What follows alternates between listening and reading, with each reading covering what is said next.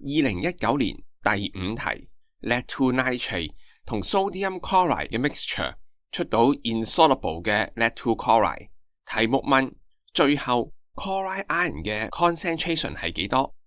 寫返對應嘅 equation 先，之後寫埋正確嘅 coefficients。兩個 solution 嘅 molarity 同埋 volume 分別係咁樣，利用 m 乘 v 等於 number of mole， 我哋得到 lead to nitrate 嘅 mole 數係 0.0125， 而 sodium chloride 嘅 mole 數呢係 0.05。